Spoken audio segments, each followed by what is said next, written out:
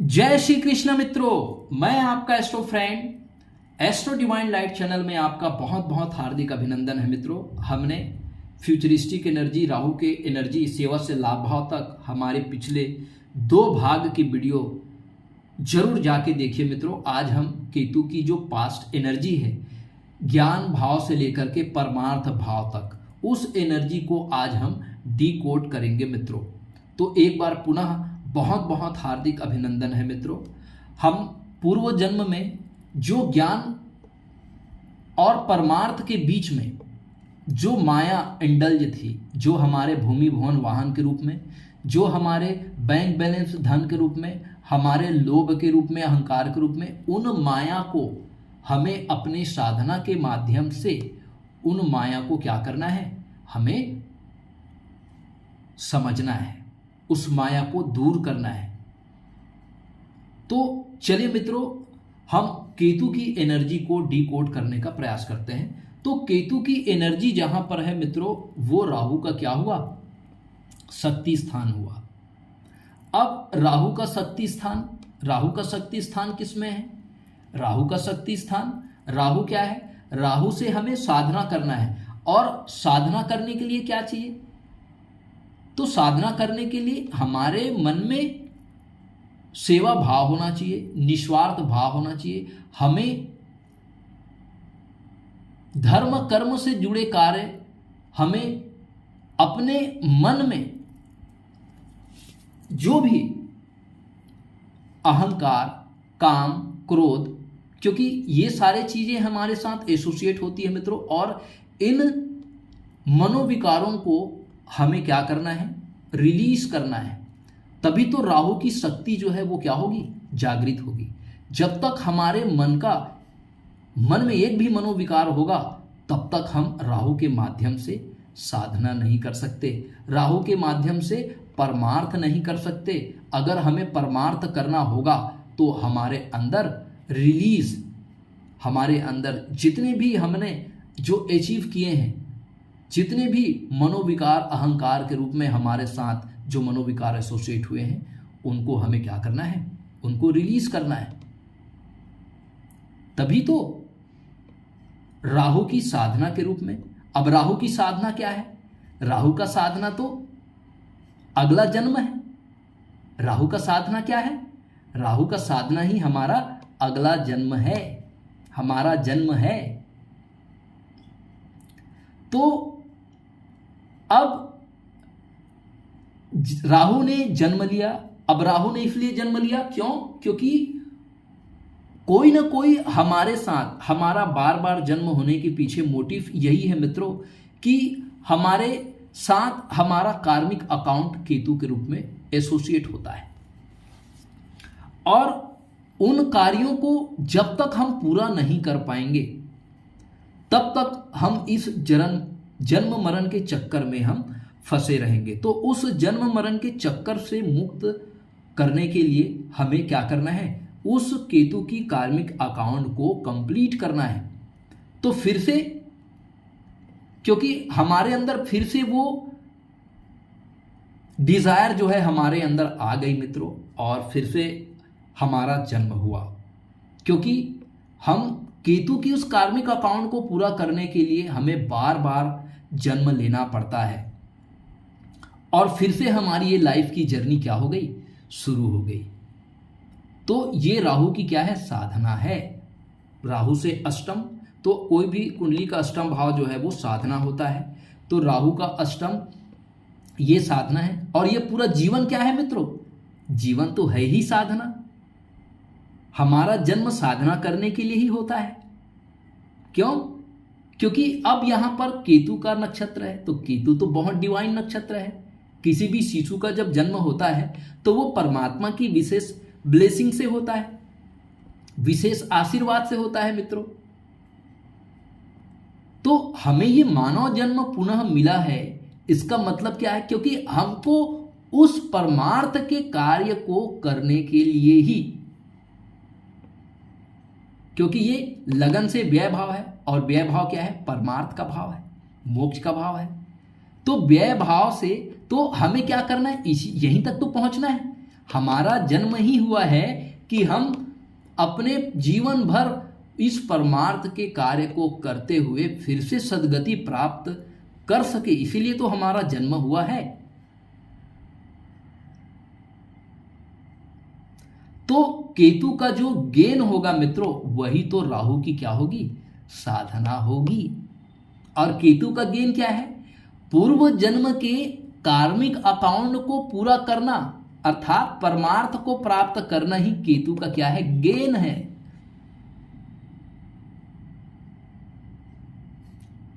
चलिए मित्रों, अगर केतु का पराक्रम की बात कर लेते हैं, तो केतु का जो पराक्रम है किसमें है, अब केतु की जो पराक्रम है वो धन में है। अब पास्ट लाइफ में जो हमारे अंदर, जो धन के प्रति जो हमारे अंदर जो माया था, जो धन का मोह था, जो कुटुंब परिवार के पालन पोषण के लिए जो हमने संचित धन एकत्रित किए, अब उन संचित धन को हमें परमार्थ के कार्यों में लगाना है। तो केतु का पराक्रम, राहु का क्या हुआ मित्रों, राहु का तो भाग्य हुआ। केतु से तीसरा 1 2 3, केतु का पराक्रम, राहु का भाग्य। अब राहु का भाग्य कैसे होगा, जब हम अपने संचित धन को सेवा में अर्थात जो गरीबों की, जो जरूरतमंद लोगों के लिए यथासंभव हमें क्या करना है, दान भी करना है मित्रों। क्योंकि उस धन का महत्व तभी सार्थक होगा जब हम उस धन का उपयोग परमार्थ से जुड़े हुए कार्यों में लगाएंगे, सेवा कार्यों में लगाएंगे, किसी गरीब दिन दुखियों के सेवा में लगाएंगे, किसी बीमार व्यक्ति के सेवा में हम लगाएंगे, किसी बुजुर्ग, किसी दिन दुखियों के सेवा में हम लगाएंगे, सहायता और सहयोग में हम लगाएंगे, गौ सेवा में हम लगाएंगे, धर्म कर्म से जुड़े हुए कार्य में हम लगाएंगे, तभी उस धन का महत्व है, तभी उस राहु का भाग्य जो है वो क्या होगा, उस परमार्थ के दिशा में कार्य करेगा। चलिए मित्रों, केतु की सुख की यदि हम बात कर लेते हैं, तो केतु का सुख क्या है, पराक्रम करने में है। तो केतु का जो सुख होगा वही तो राहु का कर्म होगा, और राहु का कर्म क्या है, पराक्रम करना, तप करना, तपस्या करना। इस जीवन में कोई भी ज्ञान या कोई भी सेवा या कोई भी भाव वो आसानी से प्राप्त नहीं होता मित्रों, हमें एफर्ट करना है। क्यों, क्योंकि जब तक हम ज्ञान प्राप्ति के दिशा में पूरी समर्पित भाव से अगर हम काम नहीं करेंगे, तब तक हमारे अंदर के वो जो मनोविकार है वो दूर नहीं हो पाएंगे, हम सेवा नहीं कर पाएंगे। तो सेवा करने के लिए हमें क्या करना है, साधना करना है, हमें पराक्रम करना है, हमें एफर्ट करना है। तब तक करना है जब तक हमारे मन के अंदर के वो जो मनोविकार है वो दूर ना हो जाए। और मनोविकार कब दूर होगा, जब हम पुनर्वसु नक्षत्र के रूप में बार बार क्या करेंगे, पराक्रम करेंगे। जब मृगशिरा नक्षत्र के दृढ़ संकल्प रहेगी हमारे साथ, और बार बार, क्योंकि ये मन के मनोविकार इतने आसानी से जाने वाले नहीं हैं। जब तक हम बार बार उस परमात्मा के प्रिव्यू में जाकर के जब तक हम साधना नहीं करेंगे, जब तक हम दृढ़ संकल्प लेकर के अपने अंदर की उन बुराइयों को जब तक हम नहीं छोड़ेंगे, तब तक वो बुराई हमारे साथ चिपके रहेगी मनोविकार के रूप में, जो हमें साधना के मार्ग में वो बाधा पैदा करेगी, जो सफलता के मार्ग में वो बाधा पैदा करेगी। तो उन बाधाओं को वेन ओवर करने के लिए हमें बार बार प्रयत्न करना है, क्योंकि एक बार में कभी हमें सफलता नहीं मिलती। रावण को आप देख लीजिए मित्रों, रावण अगर एक बार अपने गर्दन को सर से धड़ करके यदि उसका साधना सिद्ध हो जाता तो ये बार बार पराक्रम करने की, बार बार उनको एफर्ट करने की जरूरत नहीं पड़ती। हमें तो पराक्रम बार बार करना है। ये पुनर्वसु का नक्षत्र इसीलिए शास्त्रकारों ने पराक्रम भाव में रखे हैं मित्रों, ताकि हम बार बार एफर्ट करें, बार बार प्रयत्न करें। क्योंकि जब तक हम बार बार अभ्यास नहीं करेंगे अपने इस मनोविकार को दूर करने के दिशा में, तब तक ये मनोविकार आसानी से हमारे मन से ये दूर नहीं जाएंगे मित्रों। तो इसीलिए हमें पुनर्वसु नक्षत्र के रूप में बार बार पराक्रम करना है, तभी हमें हमारे अंदर वो बुद्धि और विवेक आएगा। आश्लेषा नक्षत्र के रूप में तभी हम सीख पाएंगे। ये जो बुध की जो मिथुन राशि है, इसको हम इमेच्योर राशि कहते हैं मित्रों। तो इसीलिए बुध वाले जो जातक है, मिथुन राशि वाले जो जातक है, उनको बार बार एफर्ट करना है, बार बार प्रयत्न करना है, तभी उनको सफलता प्राप्त होगी मित्रों। तो राहु का केतु का जो सुख होगा वो राहु का कर्म है, और राहु का कर्म साधना करने में है। चले मित्रों, केतु का जो सुख है, केतु का जो सुख है वो भूमि भवन वाहन में है, तो केतु के रूप में, तो केतु का सुख वही तो राहु का गेन है। अब राहु का गेन क्या होगा? तो पास्ट लाइफ में जो हमने संपत्ति अर्जित की हुई थी भूमि भवन वाहन के रूप में, अब उस संपत्ति का भी मोह हमारे मन के साथ एसोसिएट हो गया है। अब उसी मोह को दूर करने के लिए फिर से यहाँ पुनर्वसु नक्षत्र है। तो बार बार हमें उन मटेरियलिस्टिक चीज़ों को जो बार बार हमारे मन से एसोसिएट हो जा रही है, उन चीज़ों को हमें क्या करना है? ये शनि के नक्षत्र है, और शनि है ही हमें साधना प्रदान करने वाला। तो शनि हमें यह बताने का प्रयास कर रहे हैं मित्रों कि हमें बार बार साधना करनी है, हमें भोग विलास और सुख सुविधाओं के संसाधनों से ज़्यादा अटैच होके नहीं रहना है। इस जीवन को संचालित करने के लिए रोटी कपड़ा और मकान की जो बुनियादी आवश्यकताओं को पूरी करने के बाद हमें क्या करना है? साधना करना है। क्योंकि इसलिए शनि को यहाँ पर रखा गया है। हमारे पास जब हमारे पास बहुत ज़्यादा सुख आ जाता है, भोग विलास आ जाता है, आनंद आ जाता है, तो हम उस परमात्मा को भूलने लग जाते हैं, हम अपनी उस साधना को भूल जाते हैं, अपने कमिटमेंट को भूल जाते हैं जिसको हमने केतु के माध्यम से पास्ट लाइफ में हमने किए थे। हमने परमार्थ के से जुड़े हुए कार्य को करने के लिए हम कृत संकल्प थे, तो उन संकल्प को हमने भूल गया। कैसे भूले? उस माया के प्रिव्यू में आकर के, उस मन के प्रिव्यू में आकर के हमने भूल गए। तो ये शनि जो है यहाँ पर, इसको हम पास्ट लाइफ के कारक मानते हैं, और ये पास्ट लाइफ के कारक शनि जो है वो हमारे पूर्व जन्म के प्रारब्ध को वो हमें एहसास दिलाता है मित्रों, और हम उनको रियलाइज करते हैं, और रियलाइज करने के बाद खुद ये शनिदेव हमें उन जब जितना ज़्यादा हम सुख सुविधाओं के संसाधनों से इंडल्ज होंगे, ये शनि हमें क्या देगा? रोग देगा, रोग देगा, रिपु देगा। तो जैसे अब हमें रोग के माध्यम से हो चाहे शत्रु के माध्यम से हो, हमें जब कष्ट मिलते हैं तब हमें उस परमात्मा के प्रिव्यू में हम जा करके उनको याद करते हैं, उनकी भक्ति करते हैं और उनकी साधना करते हैं। तो केतु हमारे अंदर जो माया के रूप में, जो माया मोह हमारे अंदर अटैच है, उसको इस राहु के माध्यम से, तभी तो राहु का ये क्या होगा? लाभ भाव होगा। तो राहु का लाभ भाव तभी होगा जब हम अपने अंदर के उन तमाम प्रकार के जो भोग विलास, माया मोह, आलस्यता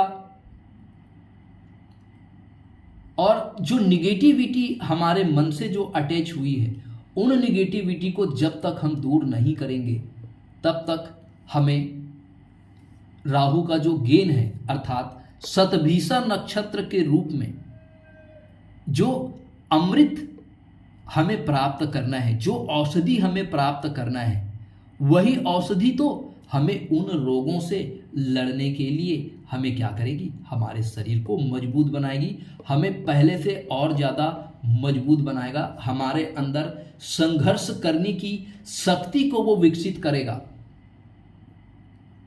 तभी हम बार बार प्रयत्न करना शुरू करेंगे, बार बार हम साधना करेंगे। जिस प्रकार रावण ने 10 बार अपना सिर कटा दिया और उन्होंने अपनी साधना को सिद्ध कर लिया, उसी प्रकार हम भी अपने मनोविकार को बार बार दूर करने का प्रयास करेंगे। तो एक दिन जरूर ऐसा समय आएगा मित्रों कि हम अपने उन तमाम मनोविकारों को क्या कर सके, अपने आप से दूर कर सके। तभी तो इस ज्ञान के रूप में हमें क्या प्राप्त होगा, वो अमृत प्राप्त होगा। और उस अमृत से फिर हम उन रोगों का, उन शत्रुओं का हम दमन कर पाएंगे और दुगने उत्साह के साथ, दुगने ऊर्जा के साथ हम अपने इस लाइफ की जर्नी को, इस साधना को हम क्या कर सके, पूर्ण कर सके। जो परमार्थ कार्य करने के लिए हमारा जन्म हुआ है, उस परमार्थ को हम सिद्ध कर पाए मित्रों। चलिए मित्रों, अब केतु का यदि हम सेवा भाव के बारे में बात करें तो वो तो राहु का व्यय भाव हुआ मित्रों। तो केतु का जो रोग भाव, तो केतु का जो सेवा भाव, केतु का जो रिपु भाव हुआ, वो तो ज्ञान में है। तो अब पूर्व जन्मों से जो ज्ञान हमारे साथ एसोसिएट हुई है और इस ज्ञान को हमें क्या करना है, परमार्थ के मार्ग में लगाना है।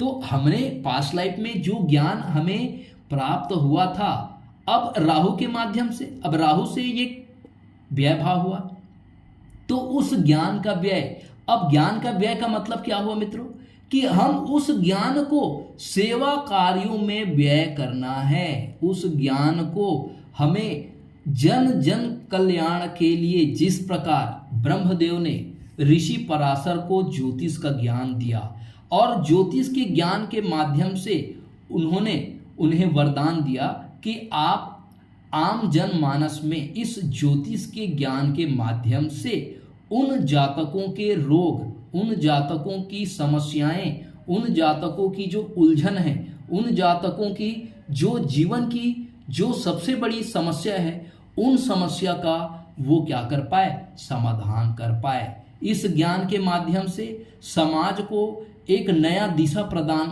किया जाए। समाज में व्याप्त जो रूढ़िवादिता है, जो अंधविश्वास है, उन अंधविश्वासों को दूर करके ज्ञान के प्रकाश से समाज का विकास करना है, समाज का उत्थान करना है। हमारे बड़े बड़े सामाजिक जो कार्यकर्ता थे, राजा राम मोहन राय,